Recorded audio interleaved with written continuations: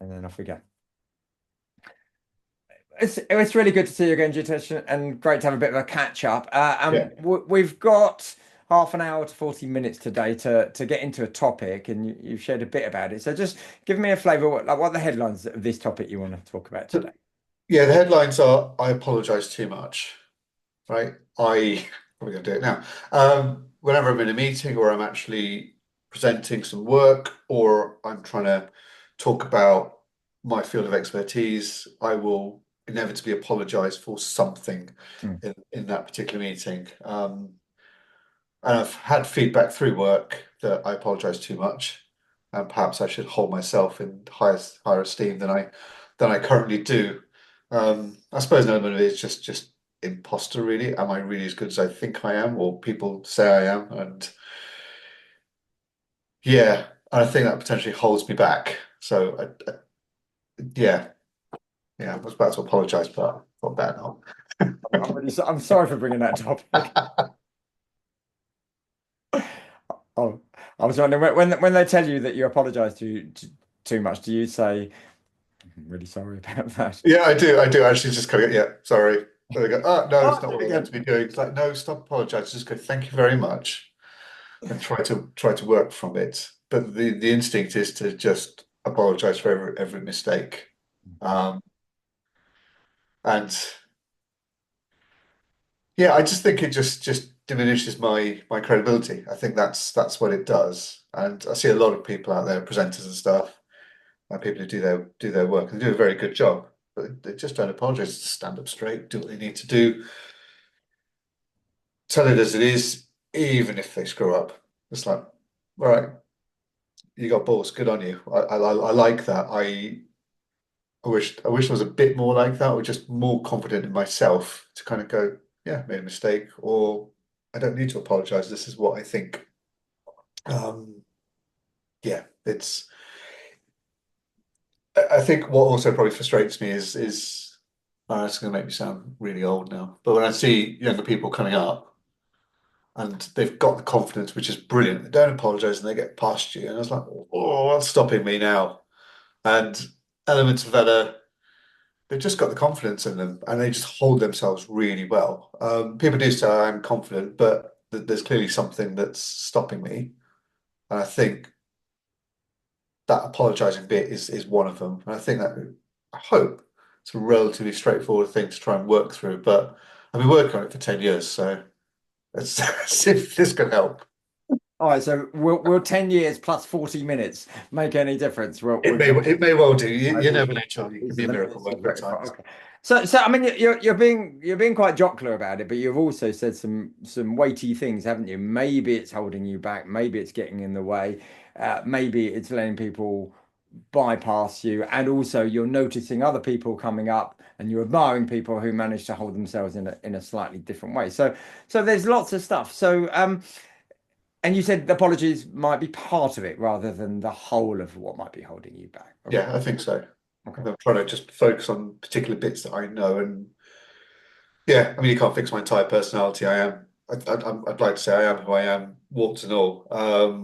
Good or bad doesn't really matter. But if there's certain bits I know hold me back, if I can find a way of taking that and working with it, put it to one side, um, I'm sure other things will present themselves. But I think let's start with that. I think it's a good one, and I know it's one that I'm quite mindful of. Okay. So you're keen to work it out. All right. So what would good look like if we go forward to 11:30 and we've got somewhere with this? Uh, what would we have achieved? I think if I've got a couple of strategies to help me Mm. or to catch me doing it or catch me before I'm about to do it. So something that I know I'm going to say sorry. I always do. So is there something that I can do to either catch myself from doing it, or if there's something I can, some sort of belief or some sort of way of thinking about myself that potentially stops me from exhibiting that sort of behavior. So you've got the twin strands there. You've got the one which is technique, tactic, the equivalent of the rubber band around your wrist or whatever.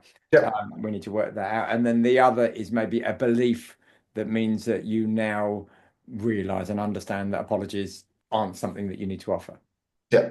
Okay, okay. And if we got there, if we got to that place, what would it mean to you personally? We've heard about career, but what would it mean to you personally? I think it would. I think it would just build my confidence a bit more. I mean, I know I come across fairly confident. My tone would suggest it, and people do say that, but there is an element underneath which is always a bit nervous. And I know nerves are quite normal, and I've learned to embrace them quite a lot over the years Hmm. when I do push myself. But it would, I think it would just unleash a little bit more confidence in me. I Yes. think that's what it would do. Just kind of going, I know my stuff. I've been doing this long enough. Um, why do I let this hold me back? Yes. What is it about this that's holding me back? If I can just release it, maybe it just gives me the confidence to kind of go, do you know what? I may well go for that next role up. I may push myself a bit harder to do that. I may not play my CV down all the way I'm in interviews a little bit more. I know there's elements of me which I'd like to you see what you get what you see, whatever the right phrase is, right? Um, there are people out there who are very, very professional in their outlook, and I quite like being the slightly more chatty, more honest. Hmm. I'm going to say slightly more vulnerable, but I don't want to be too vulnerable and just put myself down. So it's just a balancing act of being me, Yes. not trying to be somebody else. And I've tried that, and that was horrible. That ended tragically. But it's all about that pursuit of just trying to be the best version of me. And I know that one element is stopping me.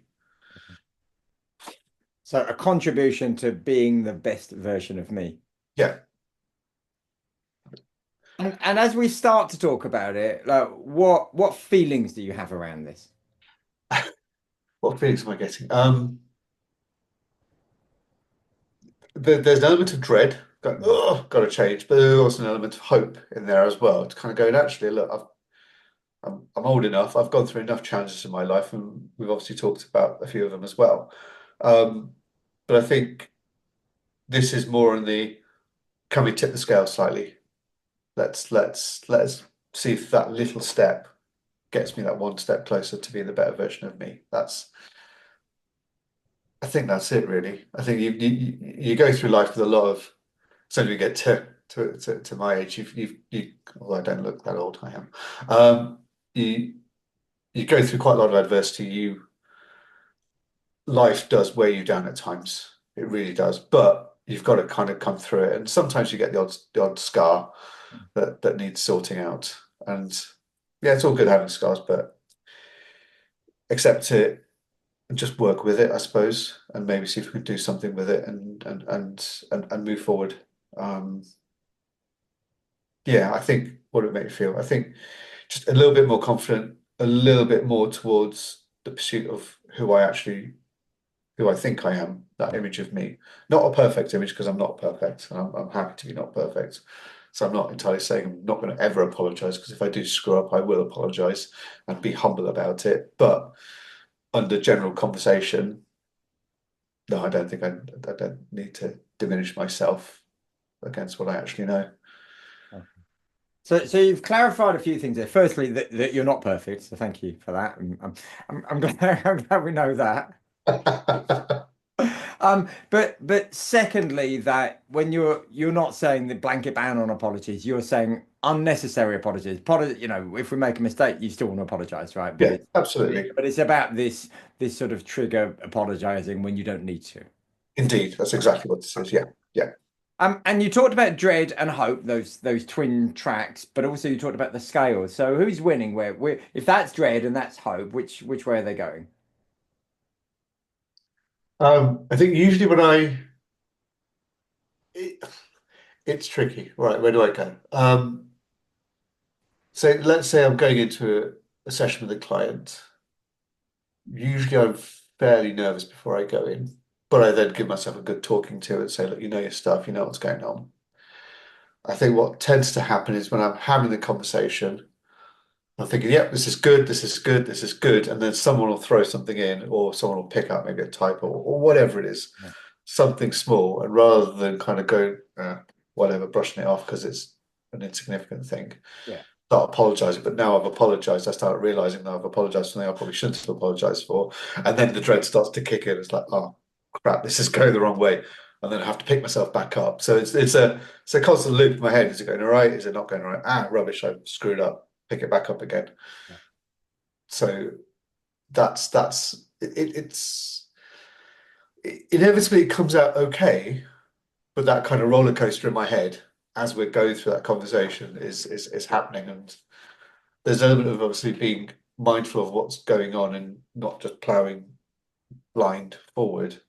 Um, but yeah, it's more of a roller coaster than a tipping scale. But I'd like it to be, if it's possible, a little bit more on the hope side and the good side more often than not. And I suppose the other thing is, sorry, I'm going to blabber on with longer, is after a session with a client or something, I've probably gone, ooh, not quite sure what's going on. I thought that was all right, I'm not sure. And then I'll tentatively ask somebody, like, how did that go? What was the feedback like? And they go, yeah, it was really good. But what was I worried about? What was I actually worried about? And the answer is probably not a lot. So I think it's mostly it's not it's not what I do, it's how I feel about myself in this instance. It's like, am I screwing it up? Am I what's going on for me at this time? And maybe that's the one thing if I could just go, you've been through this enough times. The feedback is good. You're probably better than you think you are. Just be confident in yourself or just accept. And I know we,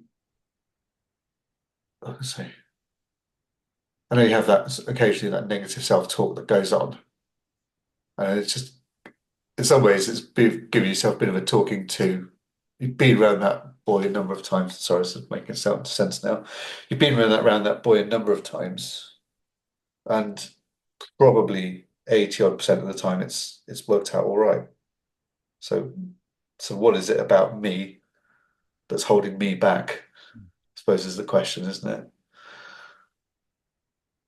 So we're getting well into stuff now, aren't we? So let's take a moment and just pick up where we're at. And there are some words that I've heard which are doubting yourself unnecessarily. There is wanting to be confident, and then there is this impact that it's having, So it's gone wider than just the apology. Should we Yeah, what? looks Should that we? way. No, that's always right, isn't it? Right? Should we carry on? Should we carry on widening it out, or should we get back to apology? I mean, what's more? Ah, shall we continue widening it? Because I Hmm. think as I was talking, I was noticing myself getting wider as well, rather than sticking to the point. But yeah, let's go wider. Let's see what that avenue opens Oh, up, okay, or the okay. highway opens up. So there are those words that you are talking about doubt, particularly um, double checking with other people. How does that relate to then feeling apologetic and being in the internal roller coaster in your head? I think what I'm after at that point is probably an element of validation. It's Yeah. like my head goes, that wasn't, I think that was okay. I had some nods, I had some disagreements, I had people picking words apart or stuff like that. And then going afterwards and just kind of going, yeah, just kind of just sense checking myself really, going, I thought that was okay, not great. Mm. And then someone kind of going, actually, yeah, that was really good. You encouraged a lot of conversation. You opened the floor up. And I think,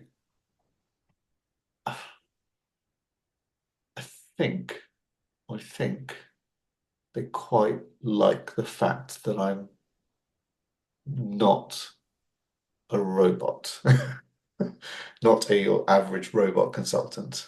Actually, I'm doing consultants a disservice here, so apologies all consultants. Never, But never a need. really, but I think there's possibly a comparison there as well with myself and the I'm going to say the more professional consultant, but I've been doing this job for 20 years. I've seen a lot of stuff. And I think it's probably more around the fact that my style is quite different to a lot of others, but it's a style that is more me. Yeah. And I'm happy with my style. I don't want to be somebody else. And I think I touched on the fact that I tried to be somebody else in the past and that went horribly wrong. So there may be an element of that kicking in actually. So I'm not going to go too deep on that one, but if I dive in very quickly, I was working for a company and there was a style that needed to be adhered to, and I didn't fit that style. So I tried to fit that style, but it went horribly wrong for me, and eventually I left because I just didn't fit the culture.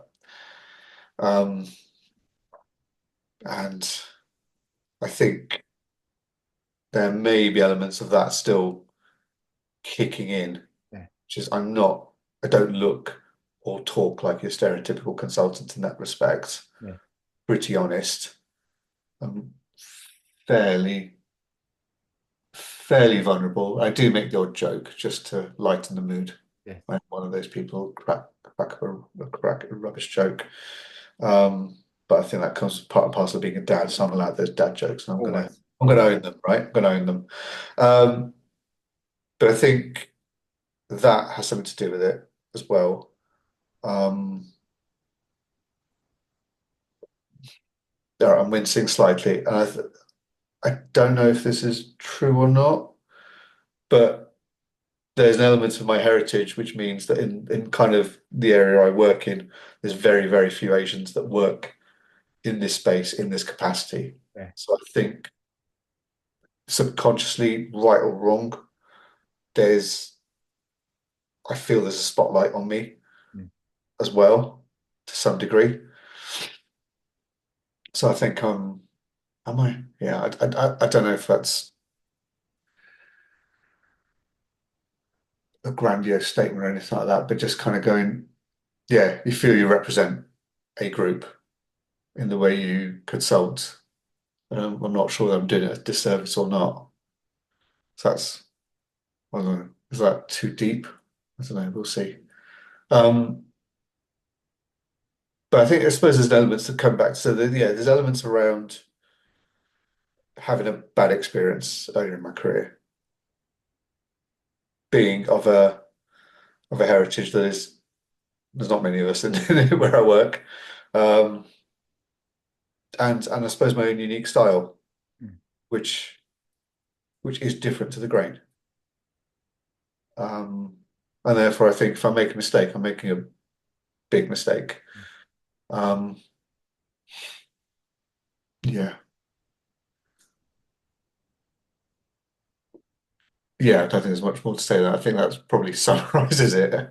And there are a range of themes there, aren't there? There's some significant themes, and I suppose what rather than trying to unpick them all in this brief time we had, Yeah. what I wanted to ask is, you know, how busy is your internal narrative around what you're thinking about yourself versus the work you're doing, the outward facing work you're doing.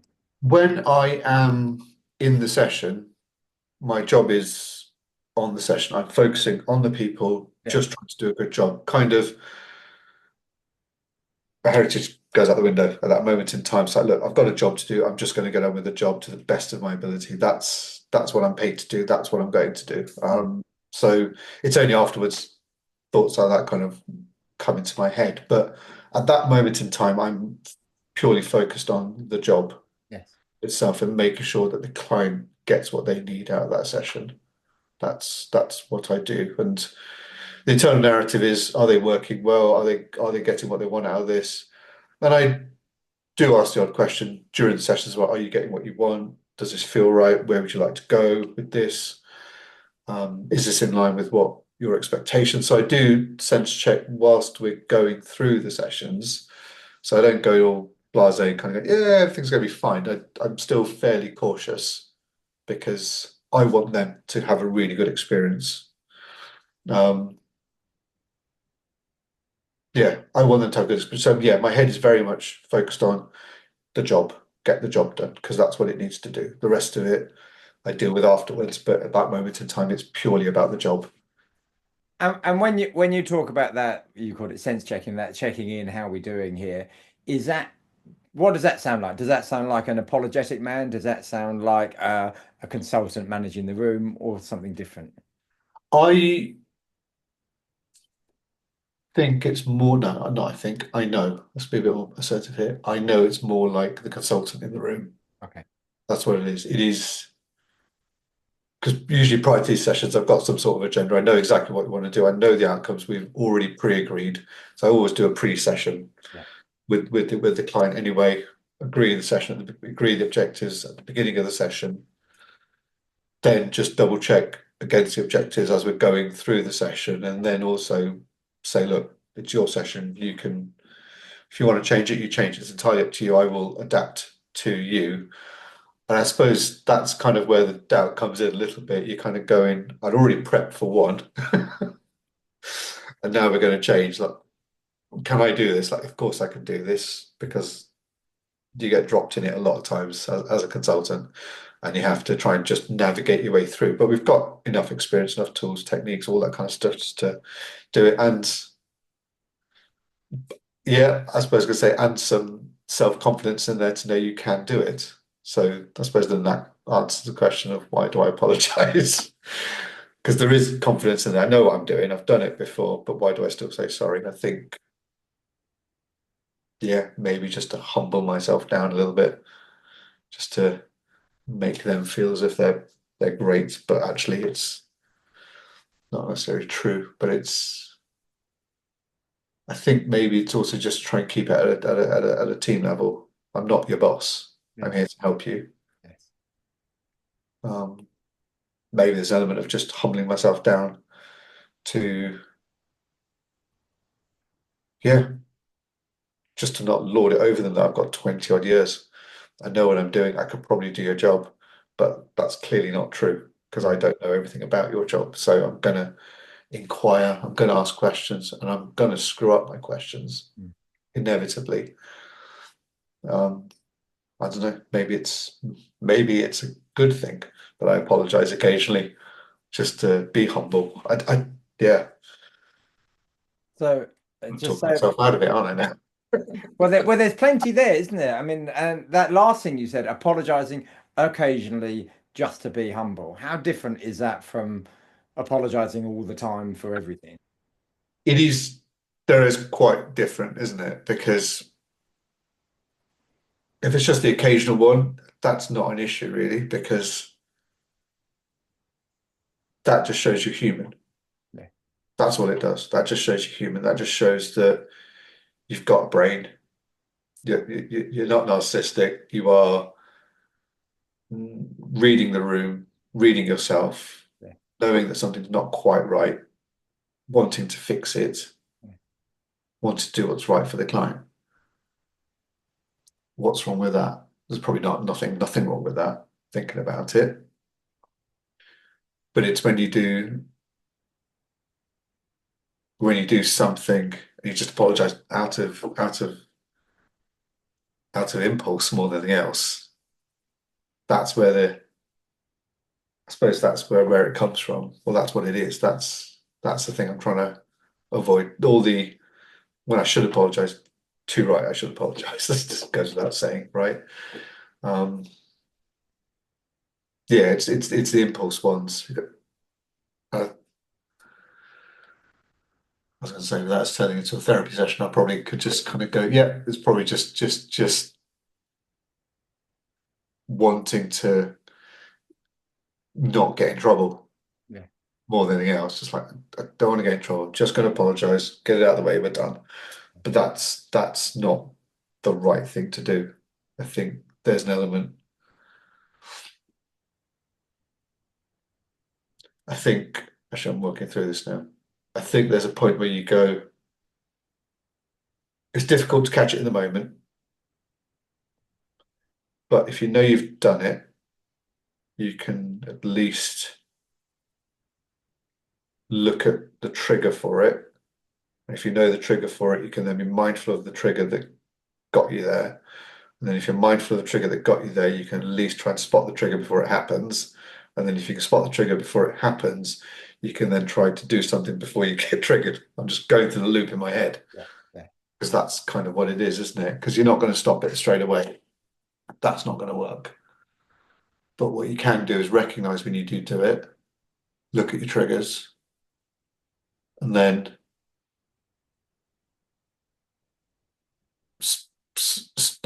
spot the event that gets you to that point, and then try and do something about that. I think that's where I'm getting. Obviously, if I screwed up, I screwed up. I'm going to park that to one side. Then I should apologize. That's fine. Yeah. And I suppose then and one thing I haven't done is looked at the triggers. It's just I do it and I just apologize. It's like, oh, stop. So I think looking at what could be done, there is a bit around noticing my triggers. Bear mind, I'm just going to write that down because I have brain like a sieve. And there you go. There was an apology right there. Even if without the word sorry, you're right. You're right. They creep in, don't they? They get It everywhere. does. It does. This is exactly what I did. But I think that was appropriate, just because I was taking your time. So I think there's something around noticing the triggers, and I haven't. I think that's a piece of work I need to do. I think I haven't actually spent time noticing the triggers for when I apologize. Obviously, if I've screwed up, that's fine. Yeah. But I think that's something that I need to look at. Yeah, because if you notice the pattern, you can do something about it. I notice the impact of the pattern. I don't notice the build up to it. I think that's probably where I need to concentrate some time and some effort and see if that could work. And does it feel like that there are like a finite amount of triggers, or could it just be any day with a Y in it? So when you write this list, you think, oh, yeah, I'm going to get to 6 or 10 or 20 or however many. I honestly don't know, Okay. right? Um, I think, oh, do I not know? Let me think. God. Um,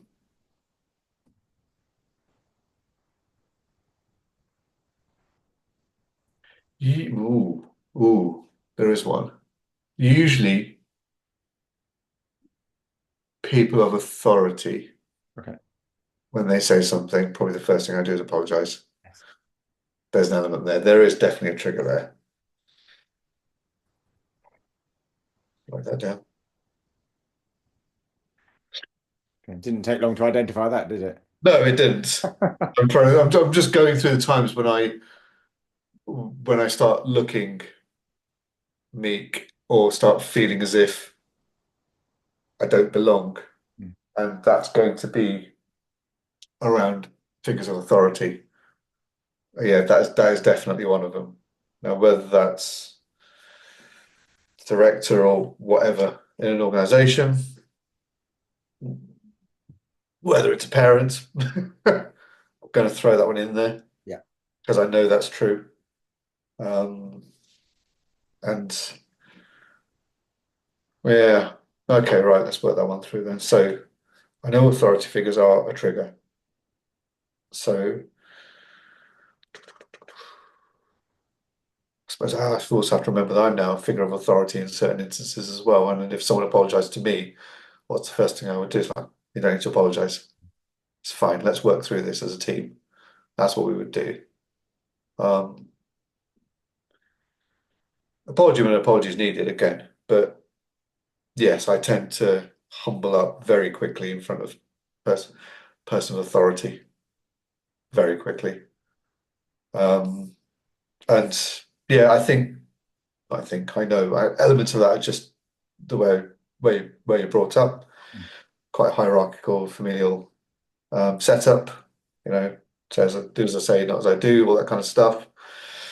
We've all experienced it, so I'm not unique in that way of being brought up.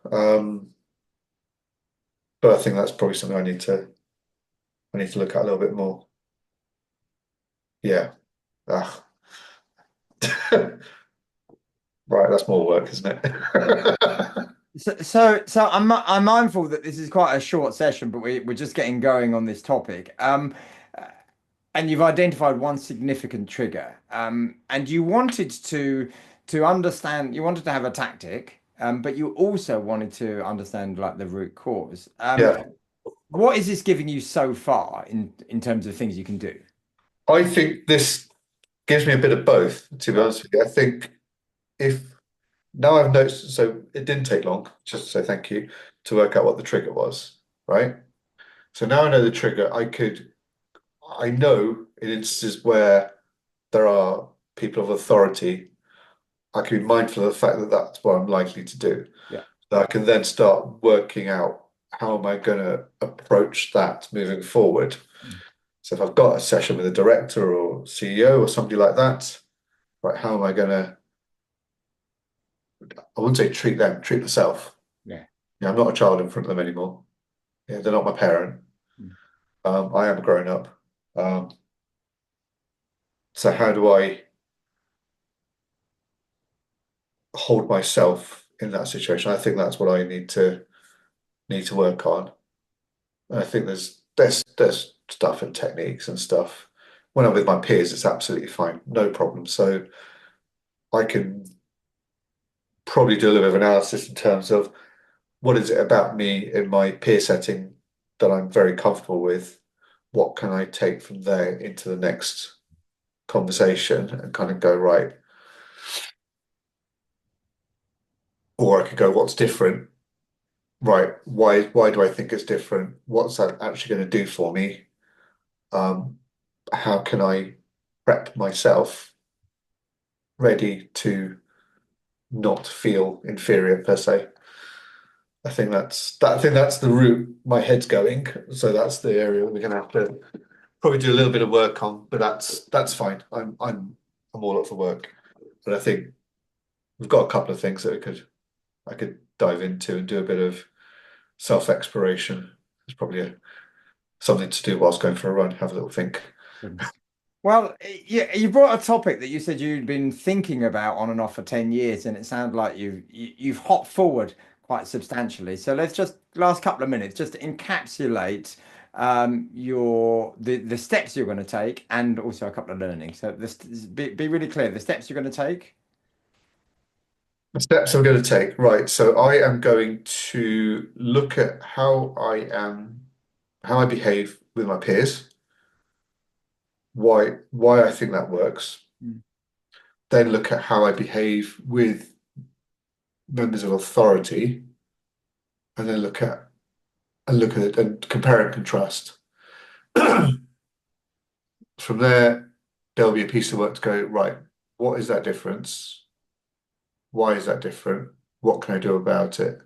I think there's an element of rationalizing that they are just people, and I need to just recognize they are just people.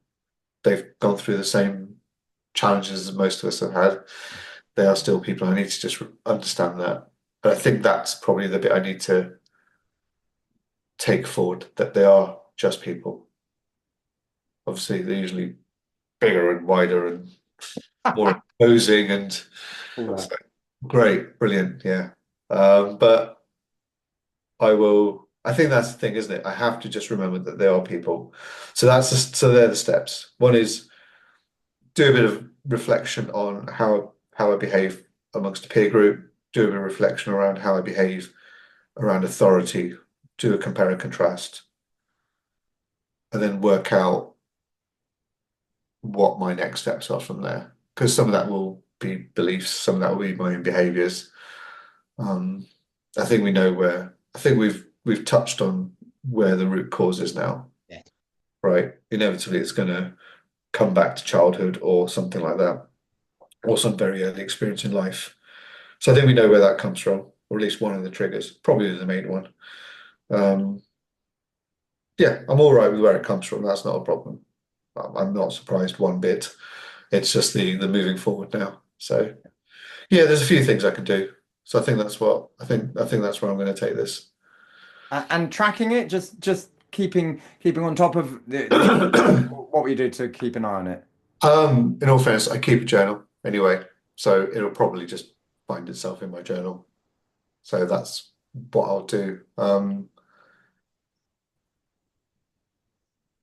Yeah, yeah, that's probably what I'll do. And maybe keep some notes for myself prior to the session that is focused on feelings of inferiority, if you want to call it that. Yeah, and then just maybe do a pre-think and a debrief to myself. Like maybe just some reflection time afterwards, and just kind of going, did I handle that the way I was think I was going to handle it?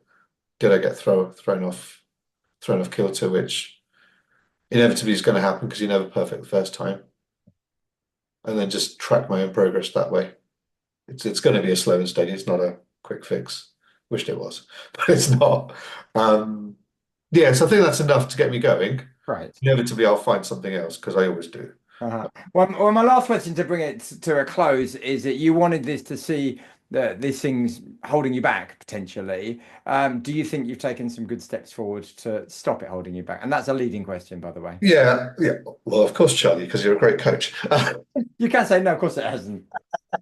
No, I think it was. I started off with quite a pointy question, which I thought was fairly straightforward, and then with a bit of digging, it opened up to something bigger. I forgot the question. Sorry. Just will it make a difference to what you're Will trying it make a difference? Yes, inevitably it will make a difference because I think just generally being more mindful of where your behaviors come from, knowing that there is a pattern, knowing that I can do something about that pattern. Now I know it, I can choose to do something about it. Right. And I think that's an important step. And then it's on me. I'm empowered to do my own change, which I'm more than happy to do. So I'm good with that. I am good with that. I'm probably gonna sit in a corner and cry because it's just like, oh, another thing. But You're going to cry, but you're not going to apologize, right? no, I'm not going to apologize for it because I know it now. Happy to be crying. Well, Jitesh, thank you so much. Oh, And you worked super hard. We just did half an hour or so. We got stuck right into a topic of great weight and substance. And let's chat again. Let's find out how you got on with it. yeah, that'd be great. And if you don't achieve your goals, please don't come back and apologize about Yeah, that. okay. Will do, yeah, Well, thank that's a you. pact, isn't it? Yeah, Fine. All right. Listen, have a good day. Good luck with it all. yeah, you too. Thank you. Cheers.